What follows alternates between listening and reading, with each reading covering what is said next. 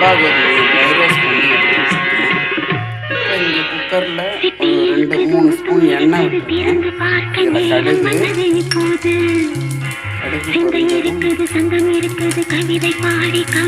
கடுகு பொரிஞ்சதும்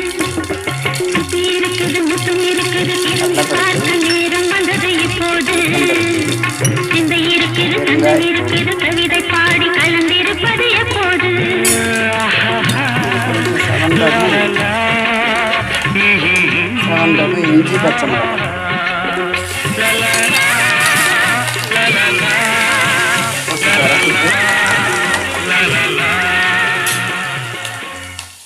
ஒன்றுக்கு 2 தண்ணி விடணும்.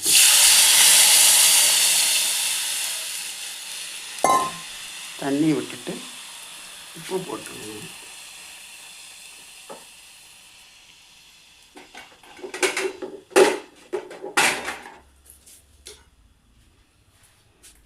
தண்ணி விட்டு உப்பு போட்டுடணும். உப்பு போட்டு நல்லா கொதிக்கட்டும்.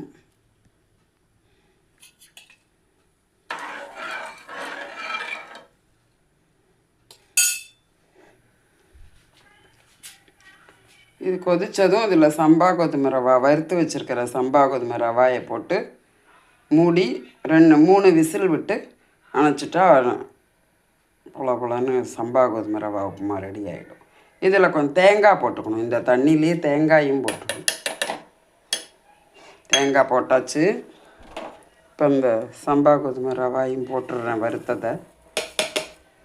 அவ்வளோதான். இது 3 குக்கரை மூடிட்டு 3 விசில் விட்டுடணும்.